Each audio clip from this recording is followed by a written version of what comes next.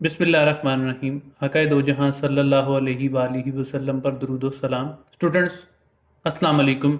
Welcome to practical learning UBJ. आज आप लोगों के पास हम फिज़िक्स के 10th क्लास के लॉन्ग क्वेश्चन लेके आए हैं।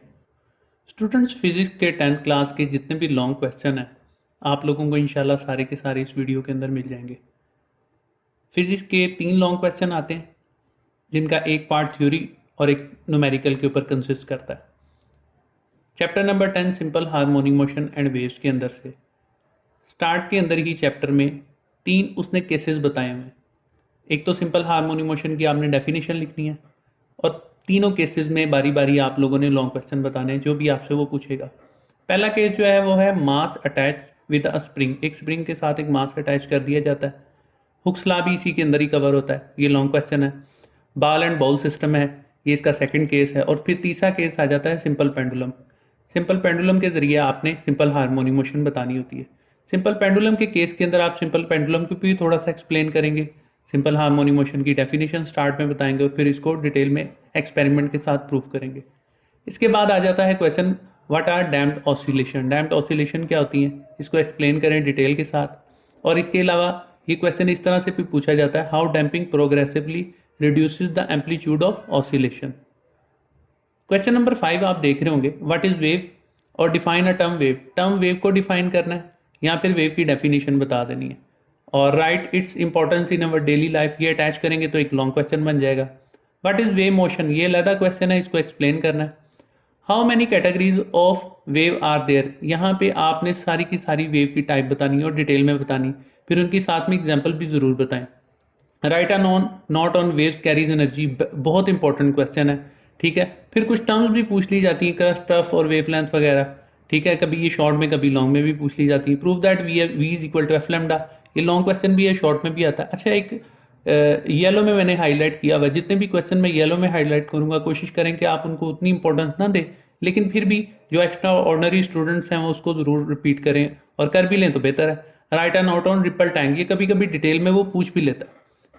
चैप्टर नंबर 1 में से इतने क्वेश्चन काफ़ी होंगे। चैप्टर 2 जो है साउंड्स का, उसके अंदर explain the characteristics of sound, इसके अंदर पिच आ जाती है, क्वालिटी आ जाती है, लाउडनेस आ जाती है। और लाउडनेस का अलहदा से भी क्वेश्चन पूछा जाता है, जो क्वेश्चन नंबर 2 आप देख रहे होंगे। और साथ में उसके फैक्टर्स हैं जो इफेक्ट करते हैं लाउडनेस को। तीसरे नंबर पे आ जाता है अल्ट्रासाउंड, अल्ट्रासोनिक वेव्स जो होती हैं, ultrasonic and write their uses in medical and technical field. Chapter 2 में से ये 3 क्वेश्चन काफ़ी होंगे। चैप्टर 3 जो है ज्योमेट्रिकल ऑप्टिक्स, और आप लोगों को पता है चैप्टर 1, चैप्टर 2, चैप्टर 3 के अंदर से एक लॉन्ग क्वेश्चन और एक न्यूमेरिकल वो लाजमी पूछेगा। हाँ, पेयरिंग वो चेंज कर सकता है उसकी, लेकिन पूछेगा ज़रूर। इन 3 चैप्टरों में से एक लॉन्ग और एक न्यूमेरिकल तो लाजमी आएगा। जहाँ तक रही न्यूमेरिकल के गैस की बात, न्यूमेरिकल का कोई गैस नहीं होता। ये झूठ होता है कि न्यूमेरिकल का फलां या फलां गैस होता है या फलां इंपॉर्टेंट होता है, फलां नहीं इंपॉर्टेंट होता। न्यूमेरिकल का कोई गैस नहीं होता। हाँ, आप एग्जाम्पल्स भी ज़रूर करें, पेपर के अंदर अक्सर एग्जाम्पल्स आती हैं। तो जब भी आप कोई काम करें, किसी सेक्शन को आप पूरा करें, तो उसको मुकम्मल लेके चला करें। आप लोग अपनी मर्जी के क्वेश्चंस कर लेते हैं या अपनी मर्जी के आप न्यूमेरिकल कर लेते हैं। इसके बजाय अगर आप ऐसा करें कि आप स्पेसिफिक चैप्टर्स कर लें और स्पेसिफिक चैप्टर्स के न्यूमेरिकल्स कर लें, तो आप लोगों के न्यूमेरिकल्स भी अटैम्प्ट हो जाएंगे और क्वेश्चन भी अटैम्प्ट हो जाएंगे। ठीक है, ज्योमेट्रिकल ऑप्टिक्स में से what is meant by reflection, और फिर उसके डिटेल बतानी, उसकी टाइप्स बतानी, इसमें इसके लाज भी बताएं, रिफ्रैक्शन के भी लाज भी बताएं, और एक ग्लास लैब के जरिए इसके साथ में आ जाता है एक्सपेरिमेंट, वो भी बताएं। क्वेश्चन नंबर 3 आप देख रहे होंगे चैप्टर 3 यानी कि ज्योमेट्रिकल ऑप्टिक्स चैप्टर 12 में से, what is meant by total internal reflection. ठीक है, इसकी कंडीशन होती है वो भी बतानी है। क्वेश्चन नंबर 4 फिर वही येलो हाईलाइटेड में है, आप करना चाहे कर सकते हैं, अगर आप छोड़ना चाहें तो इसको स्किप भी किया जा सकता है, लेकिन एक्स्ट्रा ऑर्डिनरी बच्चे जो हैं इसको ज़रूर करें। क्रिटिकल एंगल है और रिलेशनशिप है क्रिटिकल एंगल और रिफ्रैक्टिव इंडेक्स के अंदर। उसके बाद आ जाता है ऑप्टिकल फाइबर। ये जितने भी 5 से लेकर 10 तक क्वेश्चन है, तकरीबन सारे ही पेपर्स के लिए इतने इंपॉर्टेंट नहीं है, लेकिन इसमें एक क्वेश्चन लिखा हुआ है एंडोस्कोप। एंडोस्कोप वाला जो क्वेश्चन है ये बहुत इंपॉर्टेंट है, इसको आप लोगों ने ज़रूर करना है। बाकी जो क्वेश्चन है कभी आते हैं और कभी नहीं आते, उसमें आप चॉइस ले सकते हैं। स्टूडेंट, चैप्टर नंबर 13 और 14 10th क्लास की फिजिक्स के मोस्ट इंपॉर्टेंट चैप्टर्स हैं। या तो इनमें से न्यूमेरिकल्स आ जाएंगे या आप लोगों को लॉन्ग क्वेश्चंस आ जाएंगे। थ्योरी पार्ट जो होता है दोनों में से एक एक भी आ सकता है, न्यूमेरिकल दोनों में से एक एक भी आ सकता है, नहीं तो एटलीस्ट कम से कम भी पेपर सेटर अगर यहाँ से बनाए तो 1.5 क्वेश्चन यानी कि 2 न्यूमेरिकल, एक थ्योरी का पार्ट या 2 थ्योरी के पार्ट, एक न्यूमेरिकल, वो लाजमी बनाता है इसमें से। क्योंकि ये चैप्टर्स जो हैं काफ़ी अरसे से इनके टॉपिक्स फिजिक्स के अंदर रिलेटेड हैं और आते रहते हैं। कैपेसिटर्स हैं, कूलम्स लॉ है, ओहम्स लॉ है, तो ये शुरू से ही स्टार्टिंग से चलता आ जा रहा है। इसके ऊपर बात करते हैं उससे पहले मैं आप लोगों से ये कहूँगा कि हमारे चैनल को सब्सक्राइब भी करें, जो वीडियो पसंद आए उसको लाइक भी करें, आगे शेयर भी करें, ताकि आप लोगों के पास ऑथेंटिक मटेरियल पहुंचता रहे। ठीक है, चैप्टर नंबर 13 इलेक्ट्रोस्टैटिक्स स्टार्ट करते हैं। इसमें सबसे पहले कूलम्स लॉ है, इसकी मैथमेटिकल फॉर्म आप लोगों ने लाजमी लिखनी है क्योंकि ये इसकी एक्सप्लेनेशन के अंदर आती है। कैपेसिटर्स हैं, इनके दो कम्बिनेशन आ जाते हैं, पैरेलल और सीरीज। इनके फीचर्स हैं, फीचर्स में बताना है कि किसमें पहले आप लोगों का जो चार्ज है वो सेम रहेगा या फिर किस में आप लोगों के वोल्टेजेस सेम रहेंगे। कैपेसिटर्स, उसकी टाइप्स और उसके यूजेस बहुत इंपॉर्टेंट है। फिर हैजर्ड्स ऑफ इलेक्ट्रिसिटी आ जाता है। इसके बाद एप्लीकेशन ऑफ इलेक्ट्रोस्टैटिक्स, ये काफ़ी इंपॉर्टेंट चैप्टर है, काफ़ी सालों से आ रहा है, नया क्वेश्चन है, तो न्यू क्वेश्चन को पेपर सेटर हमेशा से पसंद करता है, तो ये आप ज़रूर प्रिपेयर कीजिएगा। इसके बाद आ जाता है करंट इलेक्ट्रिसिटी का chapter. What is potential difference, उसका नाम लिखना और उसके यूनिट का नाम जरूर लिखना है, वोल्ट, उसकी एक्सप्लेनेशन भी देनी है। और उसके बाद आ जाता है टर्म ईएमएफ, इलेक्ट्रोमोटिव फोर्स है। Is it a really force, ये कंसेप्शनल भी वो पूछ लेता है इसमें, उसको जरा सा एलैबोरेट करें, उसको बता दें। कई मरतबा पोटेंशियल डिफरेंस में और ईएमएफ के अंदर डिफरेंस भी आ जाता है। इसके बाद आ जाता है ओहम्स लॉ और उसकी लिमिटेशन। छोटा सा क्वेश्चन है लेकिन लॉन्ग में अक्सर आता है। ओहमिक नॉन ओहमिक कंडक्टर्स, ये पूछा जाता है, ये बुनियादी तौर पे शॉर्ट क्वेश्चन है लेकिन शॉर्ट बिकम लॉन्ग में आ जाता है। स्पेसिफिक रेजिस्टेंस, रेजिस्टिविटी जिसे कहा जाता है, और उसके फैक्टर्स जो हैं वो इफेक्ट करते हैं जो रेजिस्टेंस को, ये बड़ा इंपॉर्टेंट क्वेश्चन है, ये काफ़ी सालों से आ रहा है। इसकी एक कंडीशन है पर्टिकुलर, वो आप लोगों ने याद करनी। फिर आ जाता है difference between conductors and insulators, ये भी शॉर्ट क्वेश्चन है लेकिन लॉन्ग में अक्सर वो पूछ लेता है इस तरह के question. How resistors are connected in series, और फिर इसके पैरेलल कम्बिनेशन, ये भी बिल्कुल कैपेसिटर्स की जरा सीरीज और पैरेलल का कम्बिनेशन है। इसमें भी डिफरेंस ये होगा कि इसमें भी वोल्टेजेस आपने बताना होगा किस में सेम रहते हैं, किस में वेरिएट करते हैं, और साथ में करंट बताना होता है कि किस में सेम रहता है और किस में वेरिएट करता है।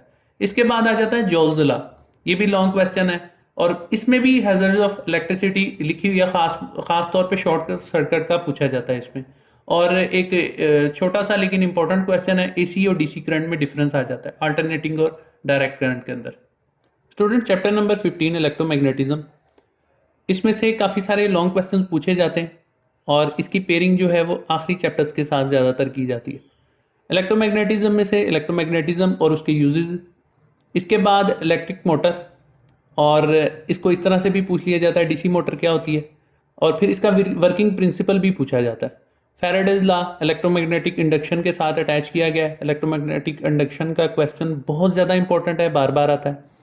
फिर उसके बाद आ जाता है एक्सप्लेन लेंस लॉ, ये कम आता है क्वेश्चन, लेकिन अब जिस तरह से पेपर सेट हो रहा है, आप लोग कोई भी क्वेश्चन कोशिश करें चॉइस पे ना छोड़ें। मैंने आपको कहा कि आप चैप्टर वाइज कर लें, क्वेश्चन वाइज ना तैयारी करें। How you can find out the direction of induce EMF, what is AC generator, उसकी कंस्ट्रक्शन और वर्किंग एक्सप्लेन करनी है। म्यूचुअल इंडक्शन बहुत इंपॉर्टेंट क्वेश्चन है, बहुत बहुत बहुत इंपॉर्टेंट क्वेश्चन है। इसके साथ एक एक्सपेरिमेंट भी करें। ट्रांसफार्मर पूछा गया है, step up transformer, step down transformer, और उसका वर्किंग प्रिंसिपल, ये शॉर्ट क्वेश्चन में भी एक दफ़ा पूछा गया। बेसिक इलेक्ट्रॉनिक्स जो है ये बहुत फेवरेट है लॉन्ग क्वेश्चंस के लिए। अच्छा, ये प्रैक्टिकल्स के लिए बहुत इंपॉर्टेंट चैप्टर है। इसमें से जो लॉजिक गेट्स हैं उसके प्रैक्टिकल तो बहुत ज़्यादा आते हैं। इलेक्ट्रोमैग्नेटिज्म का भी बार मैग्नेट वाला, और बेसिक इलेक्ट्रॉनिक्स में से और NAND gate, NOT gate, AND gate, ये बहुत ज़्यादा आ जाता है। इसमें सबसे पहले केमिस्ट्री बेस्ड क्वेश्चन है, what are the properties of electron, और उसको आगे आपने एक्सप्लेन करना है थर्मोनिक एमिशन के जरिए। कैथोड रे ऑसिलोस्कोप, इसके पार्ट्स के नाम डिटेल में पूछता है, इसके यूजेस पूछ लेता है, ठीक है। और बेसिक ऑपरेशंस, अब ये गेट्स शुरू हो गए, लॉजिक गेट्स में एंड है इसकी, हाँ, इसको जब आपने सॉल्व करना है तो एंड गेट में आप लोगों ने ख़ास तौर पे इसकी सर्किट डायग्राम, इसका ट्रुथ टेबल सिंबल होता है वो भी आप लोगों ने बनाना है, वो नहीं छोड़ना आप लोगों ने। अगर आप लोगों ने एक भी चीज़ छोड़ दी तो आपके नंबर कट सकते हैं, और शॉर्ट में वो अलहदा से भी पूछ लेता है। अच्छा, अगर वो टेबल पूछ रहा है तो आपने टेबल ही बताना है, आपने ये नहीं करना कि उसकी सर्किट डायग्राम बना दी तो आपको 2 नंबर मिल जाएंगे, नहीं, जो वो पूछ रहा है आपने वो बनाना है। इसके बाद universal NAND gate, universal NOR gate, और फिर लॉजिक गेट्स के यूजेस आ जाते हैं। जितने भी इस तरह के इंस्ट्रूमेंट्स होते हैं, कैपेसिटर्स हो गए, रजिस्टर्स हो गए, इनके यूजेस वो पूछ लेता है। जैसे अल्ट्रासाउंड या अल्ट्रासोनिक वेव्स है, उसके भी वो यूजेस पूछ लेता है। Student, chapter number 17 information and communication technology, ये कंप्यूटर बेस्ड क्वेश्चन है। इसमें से define and explain information and communication technology ICT, discuss the component of CBIS computer based information system in detail, explain the transmission of electrical signal through wires, और फिर transmission है radio waves उस space के अंदर, ये बड़ा important question है, new question है, आता है बार बार। कॉम्पैक्ट डिस्क, फ्लैश ड्राइव, ये इतने इंपॉर्टेंट नहीं है लेकिन आ जाते हैं पेपर में। इंटरनेट जो है बहुत इंपॉर्टेंट है, बहुत बहुत बहुत इंपॉर्टेंट क्वेश्चन है। इसमें आप लोगों को वो ब्राउजर भी पूछ सकता है। What are the risks of ICT to society and environment? What is computer? Discuss its parts and uses. Atomic and nuclear physics आपका लास्ट चैप्टर है।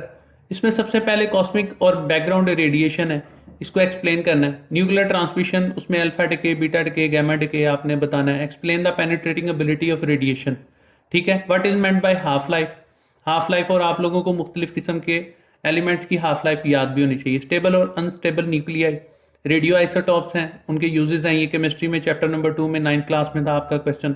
एक्सप्लेन फिशन रिएक्शन, उसको डिटेल में बताना है। न्यूक्लियर फ्यूजन बताना है डिटेल में। और फिर उसके बाद रेडिएशन के हैजर्ड्स बताने की क्या नुकसान देते हैं और उसकी इसके लिए सेफ्टी मेजर्स क्या यूज़ किए जाते हैं। मैंने एंड पे एक नोट लिखा है, are numerical along with examples are very important.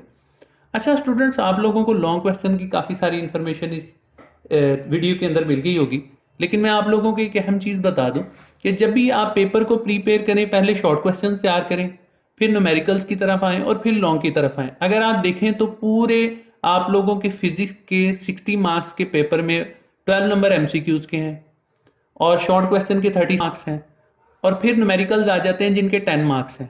सिर्फ 8 मार्क्स होते हैं आप लोगों के लॉन्ग क्वेश्चन के, और आप उनकी तैयारी की वजह से अपने बाकी रिमेनिंग छोड़ देते हैं। कई मरतबा इस तरह का भी क्वेश्चन आ जाता है जो शॉर्ट होता है और वो लॉन्ग में आ जाता है, तो कंसेप्शनल बेस होता है। आप लोग कोशिश ये करें कि सारी बुक को तैयार करें अच्छे तरीके से, लेकिन आप शॉर्ट को प्रेफरेंस दें, न्यूमेरिकल्स को प्रेफरेंस दें और MCQs को प्रेफरेंस दें। फिर आप लोग आएँ अपने लॉन्ग क्वेश्चंस की तरफ। शॉर्ट क्वेश्चन की वीडियो बन चुकी है, प्लीज़ उसको ज़रूर देखिएगा। और अगर आपके कोई क्वेश्चन है तो हमें कमेंट्स में ज़रूर बताइएगा, हमारी इस्लाह कीजिएगा। अपने वालिदैन का, अपने बहन भाइयों का, गिरदोनवा में अपने दोस्तों का, सबका ख्याल रखें और सिला रहमी करते रहा करें। अल्लाह के नाम पे कुछ ना कुछ लोगों को बांटते रहा करें। अल्लाह ताला आपका हामी व नासिर हो। हमें इजाज़त दीजिए। प्रैक्टिकल लर्निंग UBJ में दोबारा ज़रूर आइएगा इंशाअल्लाह ताला। हर साल हम आपको पेपर स्कीम और इस हवाले से अपडेट भी कर देंगे। आपका बहुत शुक्रिया।